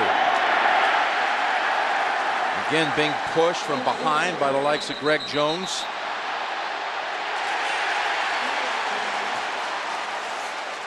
The flag is thrown. Flag in the end zone. Yeah, it's Reggie Williams, wide receiver, I think. And Hagler. Wow, personal foul. Gosh. As they were inside the 10.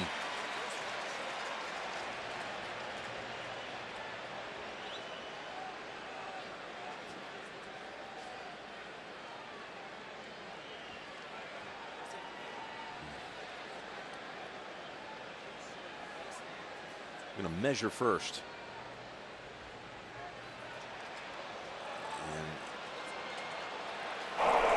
Personal foul, unnecessary roughness, offense number 11 after the play. 15-yard penalty. Because the offense got a first down, it will be 1st and 10 after enforcement. Top of your screen.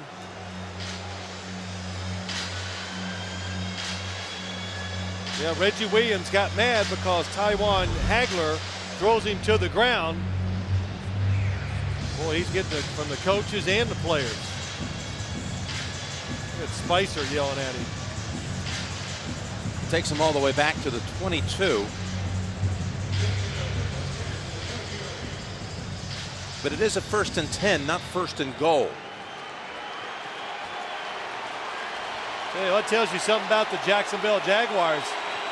Well, you get it from the coaches, the players. They police themselves. Paul Spicer, an Indianapolis native, and a procedure penalty. False start. Yep.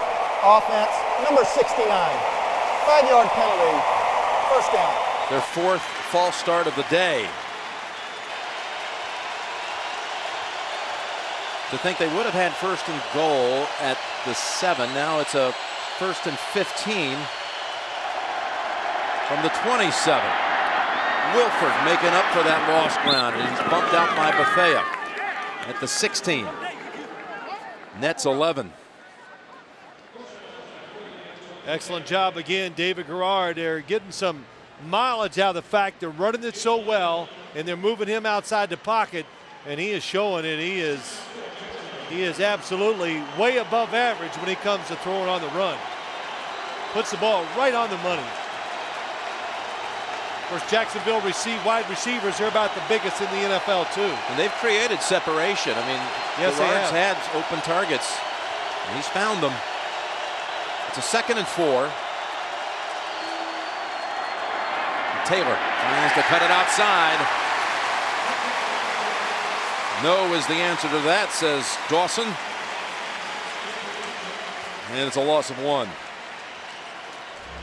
Yeah, just an excellent job on the outside of Dawson. You said, Jim, just holding his ground and not getting pushed backwards, so when the play goes sideways, he can get off the block and make the tackle. 3rd and 5.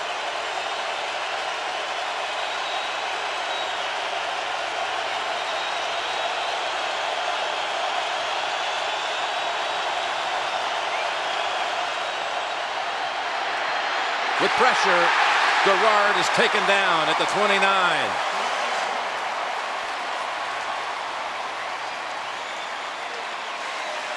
You had Keaho, Jackson, Mathis, Thomas, a whole brigade of Colts coming in on the quarterback. Well, it's a blitz. The initial protection is good enough, Jim, but the problem was nobody's open, so he has to pull the football back down.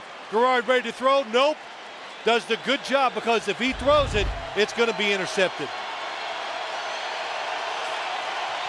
This will be a 47-yard attempt for Scobie. Scobie this time just inside the right upright. 21-17 Colts. And Scobie with the field goal. He'd missed one earlier in this game from 46. Makes this from 47. Of course, they had it 1st and goal at the 7, but the flag and then a sack and another false start. They ended up backing up some 22 yards. Nonetheless, another 13-play series that leads to points. And remember, they've been down on 2 occasions in this one by 14. Finding some open room straight ahead. That's Luke Lawton. This was close, but he got it.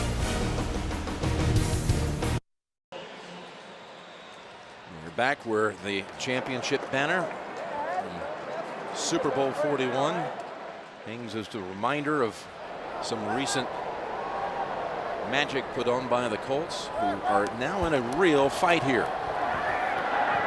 And that's going to be a dive for a couple. And again, they led 14-0, then led 21-7. And now 21-17 with 11 minutes remaining.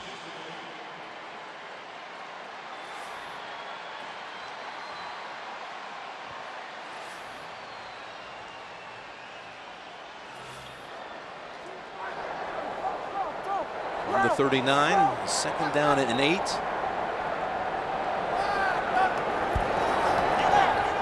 Fake it to a dive, go underneath to Clark. He was waiting for it. Pass on the mark, and the right back to Jacksonville side of the field. 17 yards. Just a good job. Watch Terry Cousin.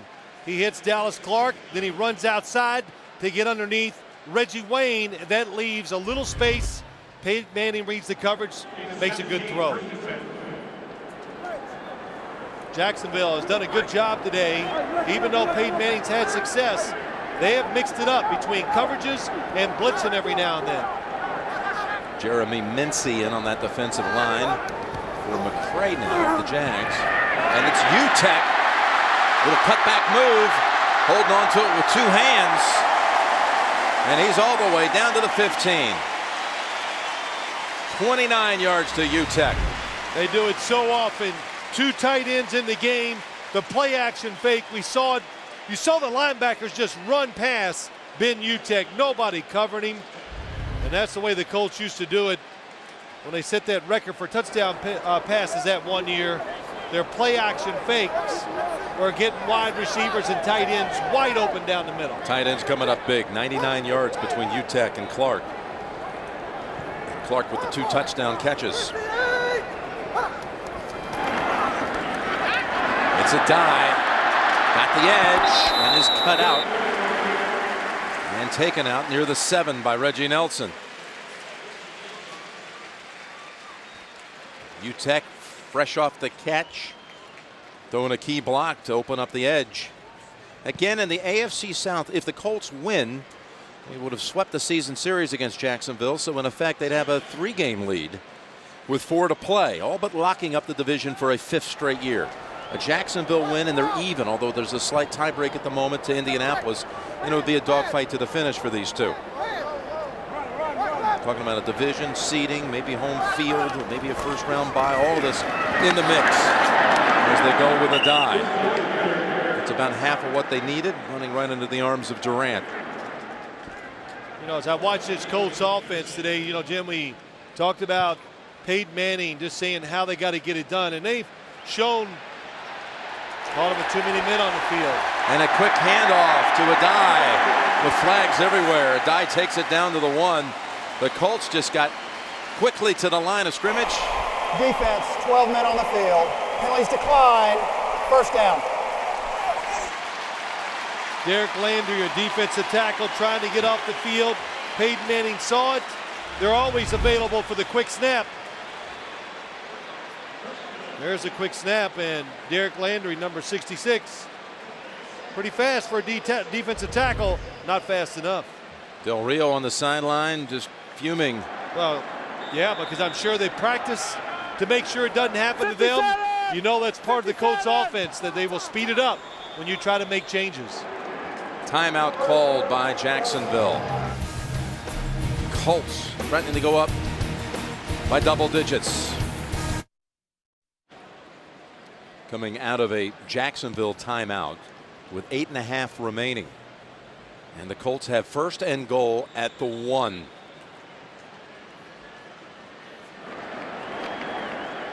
Got 57, 57, 57.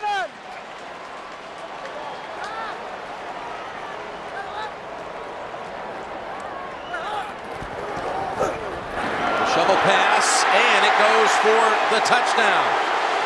The man who took the kickoff and ran it up the middle for a good gain, Luke Lawton, has the touchdown for the Colts.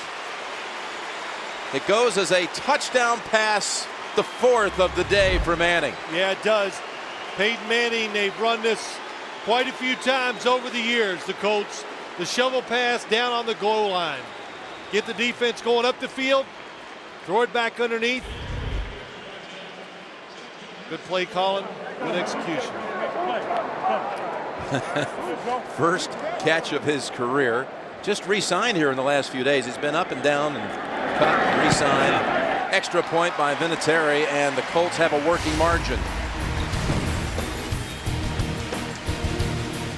28-17 Indianapolis behind Manning's 4 touchdown passes. Surprised how easy that was for the Colts after the Jaguars have been storming back into this game. You know, I wanted to say, Jim, I think the Colts have shown a little more diversity in their offense today than I've seen this year. There's some different looks, different plays, formations, and it's hurt Jacksonville. Good kick. And there will be no return. Vinatieri with his first touchback kick in over a month. Well, look at this, the play action pass by the Colts. Look how wide open in the space Ben Utek has. And even though you play this team twice a year, you still fall for it. And that time, Justin Durant, number 56, the rookie linebacker, went for the play action fake. That was a big play in that last drive by the Indianapolis offense. And it leads to a Peyton touchdown toss to Lawton. Peyton now at 298 on his career. First 4 touchdown game since last December. Garrard works the sideline north cut. Good for about 7. It's a 2nd and 3. Gerard. And there is a flag, but not in the area of that pass attempt. It was going for Reggie Williams. Marlon Jackson defending. Holding defense, number 56. 5-yard penalty, automatic first. And they got Hagler on that one, so that does give them the automatic first. You remember Quinn Pitcock was injured earlier. He's back onto the field for the Indianapolis defense. You can see Mercedes Williams, tight end, coming off the line of scrimmage, being pulled by Hagler. Creates the first down. From the 32. Gerard down the field and a diving catch. That's Ernest Wilford. Beating Bethea on that one for 36 yards. Not too often do you see the Colts give up a long pass down the middle of the field like this. And if David Gerard could have just gotten his feet under him a little better and got the football up, it was going to be a touchdown. Sends Wilford and Williams to the left. And first down, another perfect pass this time. That sideline pass been very effective. It was Williams. Movie star looks. That's it. Gerard's pass deflected in the air and intercepted. It's Bethea with the pick. First time all season Gerard's been intercepted, and the Colts get the big run back out to the 32. Ball deflected by Brackett.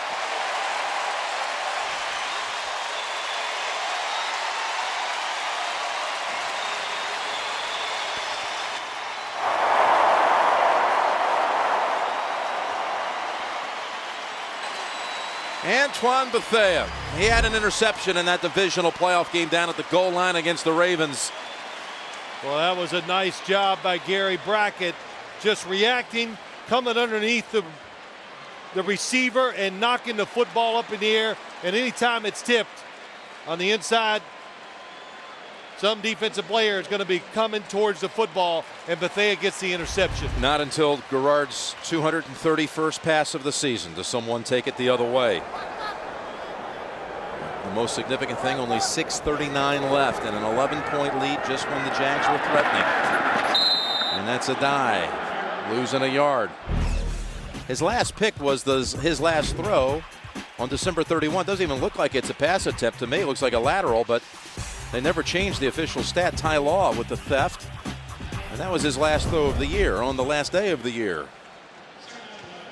With all that stat material aside, this was at such a crucial point of this game. Ball deflected, and Indianapolis's defense coming up with the big play. Joe Adai a little slow to get up after that last run, and he's on the sideline for the Colts. And dump it underneath to his replacement, Kenton Keith.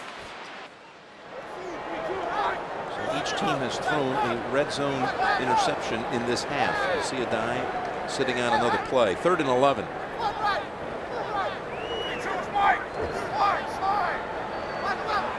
Peyton's thinking if he can pick up a first down here, they might be able to just pretty much run this thing down to the point where they can't be threatened.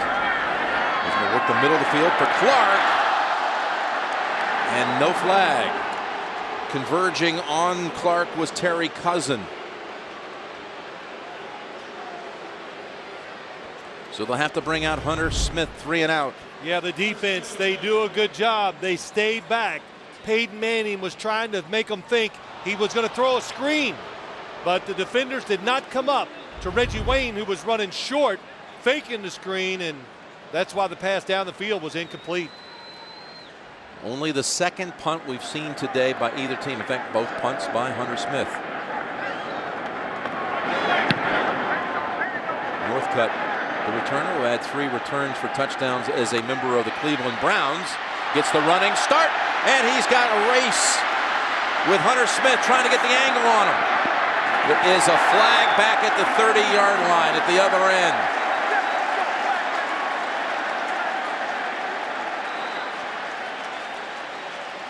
And it's coming back.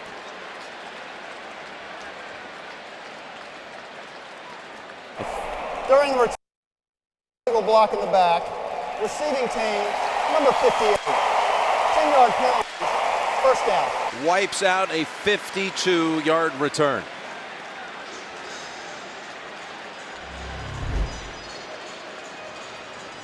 There it is in the back, in the middle of your frame. Oh, another. We had double fouls. Jack Del Rio has argued a lot of points today, and he's been right a few times. But there's no argument on those calls. Boy, they didn't have those. Northcutt would have put him right back in position to make a little run at him here. The Colts kick coverage, punt coverage. Their punt coverage is right now statistically the worst on average in the history of the league. But the 52-yarder will not go in the books because of the penalty. Jags instead from the 22 with Jones-Drew. Thumped quickly by Robert Mathis. Got the Subway postgame show after the end of this one with JB, Dan, Shannon, and Boomer, Coach Cower, all of the recaps of the early games coming up on the Subway postgame show immediately following the Colts and the Jaguars. 2nd and 7. Over to Lewis. And he's able to bulldoze his way for a first. Well, you didn't have a choice. Ed Johnson, the defensive tackle, came flying in there and hit him from behind. And that's where the NFL gym has changed so much. Now when you catch passes 10 yards down the field, you try to fake out a defensive back to go around him, and you get run over from behind by a defensive lineman. Losing valuable time.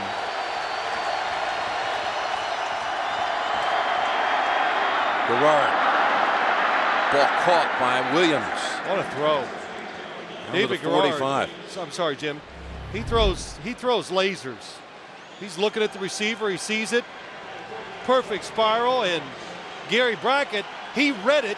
The quarterback's coming over, but he can't even react to it. The football's by him before he can even make a play on it. Garrard, who had quite a kick in having the chance to meet you yesterday, grew up a big Giants fan. Yeah. Lived in Plainfield, New Jersey until age 8, but once they moved to North Carolina, for the rest of his growing years, he still remained a Giant fan, a Phil Simms fan, and he's looking to throw again. And he's got Matt Jones for a short gainer. Well, go ahead. You can. Well, he had to give you a little bit because, you know, he knew enough about you to know how freely you love to give those little shots out. So he walked in and said, I thought it was going to be Jeff Hostetler. Yeah, well, I guess you'll have to do, Phil, since you're here and Jeff couldn't make it. But, you know, this is a place here where Garrard, as a rookie, made his first NFL start. That's right. The end of the 2002 season, last game, which would be Tom Coughlin's last game as a Jacksonville coach. Then he had to go through all the turmoil, if you will, internally for him. The fact they drafted Leftwich in the next draft and demoted the third team for a while. And second down pass is on target again for another first down. You think about some of the things he's had to withstand as he termed them lightning bolts. But, you know, he was honest in the appraisal. You know, everyone has those to deal with, the adversities you have to overcome to make it.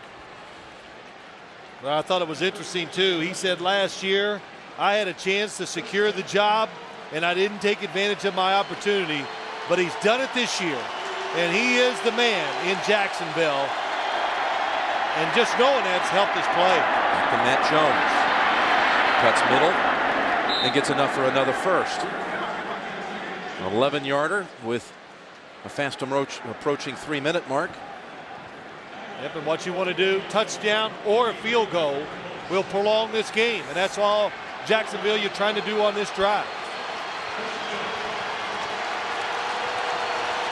But always keep your eye on the clock. Now rolling left, throwing away from trouble in the area of Williams.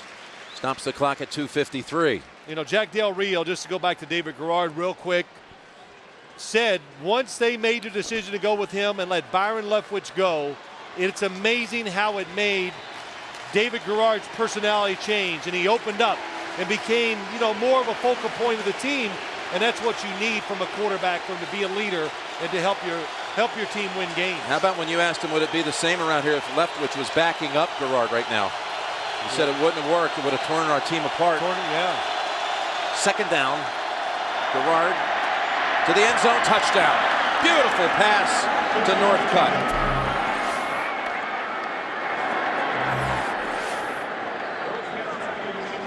They're going to go for two, as you saw. Garrard all over it. You said it. Beautiful pass. Northcutt in the slot.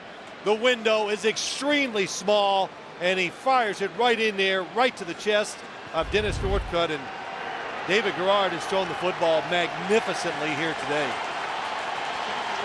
You often don't get a chance to set up how crucial a two-point play is, but this certainly changes the way you have to play that last 2:47 if you get a chance to get it back. Can they get it within a field goal?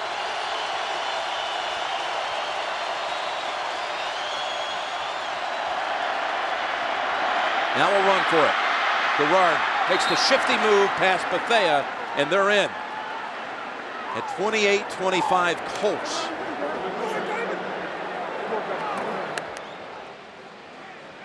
What a job. Nobody open. The Colts really do a tremendous job of stopping three receivers right together, but David Garrard, mobile enough, big enough to know he can go in the end zone and take a hit and score. But look, three wide receivers to the right, and the Colts, they bottle them all up. Nice move there at the end. Remember, Jacksonville has already used the one timeout when their defense used a timeout. Yes. Indianapolis facing first and goal at the 1. The last time the Colts lost a divisional game at home was against Jacksonville back in 2004. They've already won. They're 3-0, talking about Indianapolis inside the division, winning all three of those away from home. They still have Houston to come here and Tennessee in this month of December. But what will we see here at this point? 2:47. Well, let me figure it up real quick. 2:47, 2-minute warning, 2 timeouts. If you kick it off, then you basically have to make sure it has to be a 3 and out for Peyton Manning for you to have a chance to win the game or to tie the game. You willing to take that chance? I'd kick it off. Think how big that I would take the chance. The last 3 and out forced by the Jacksonville defense was. I really would. I would kick it off, and that way, if you do stop them, you don't probably have to make 1 or 2 first downs to get a chance at a field goal try. Dude, straight kick away. Rushing. Back pedals and downs it. Subway post-game show will follow this. JB, Dan, Shannon, and Boomer, Coach Cowher. This is an exciting time in there right now, watching all these games wrap up. But they'll have the full story for you coming up on the Subway post-game show, CBS. One of the hardest things to do as an offense in the NFL, you're leading the clock. What do? Do you throw it? Do you take a chance? Do you try to win the game? Or you just hope to win the game by just running it up inside 3 times? Well, I think we know the Colts, they try to win football games. I look for him to come out, maybe even throw it on first down. Got to dive back in there. He was nicked a little bit on the first down carry the last time they had it to set out the next 2 plays. There you go. You got it, Phil. They come out throwing with Reggie Wayne. Plenty of room for the first down. Well, it's just they've been in this situation so many times. And their nature, Tony Dungy, Peyton Manning, Tom Moore, the offensive coordinator, they know it's going to be single coverage. Everybody up to stop the run. That's why Reggie Wayne was wide open. They do not need to run another play before the 2-minute warning. There's like a second difference here, down clock, play clock. And now they get Jacksonville to call a timeout, which they should have taken about 10 seconds earlier. And they'll stop it there at 2:09. That was a rather critical moment because the very next play after a challenge, they hit Reggie Wayne. Peyton with 4 touchdown passes on the day. Garrard has a couple of his own.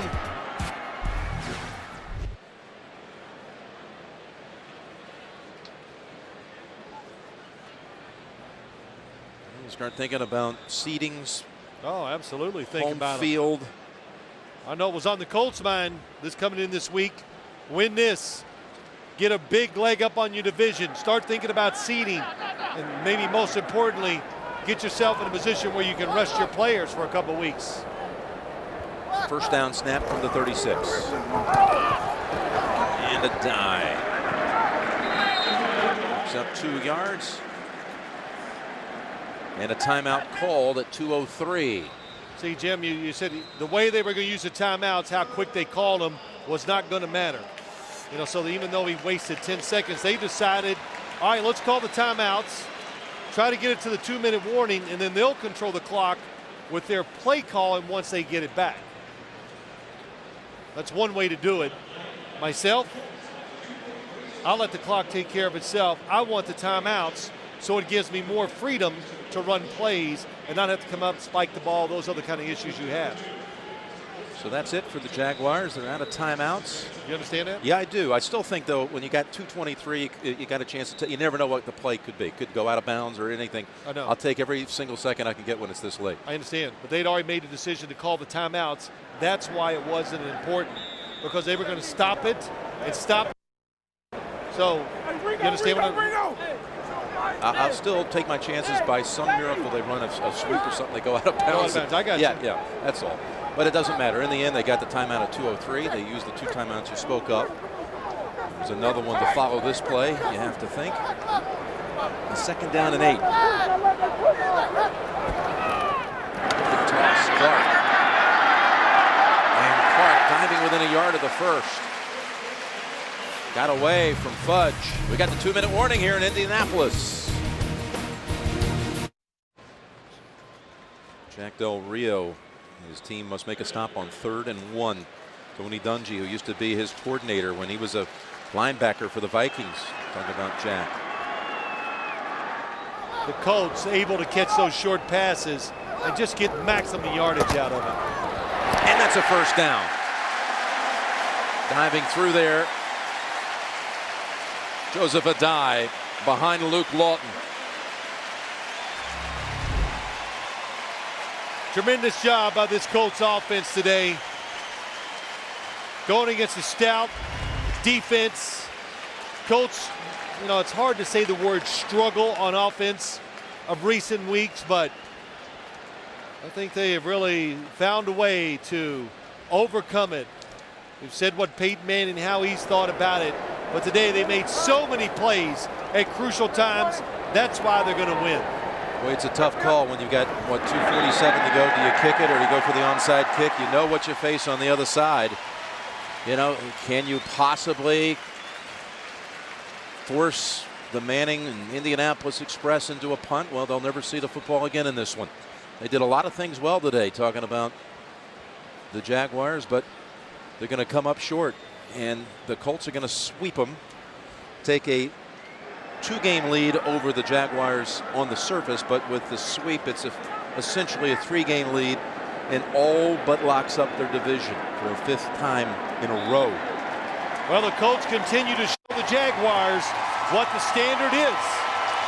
They're getting closer, but you've got to play your very best to beat the Indianapolis Colts team. A 6th straight 10-win season for the Colts. A lot of respect between those two, no question. Del Rio and Dungy. Manning today, 288 yards and 4 touchdowns. Phil, I'll see you in New England for Pittsburgh and the Patriots next week. For Phil Simms and all the crew, Jim Nance saying so long from Indianapolis. Let's go back to New York and James Brown.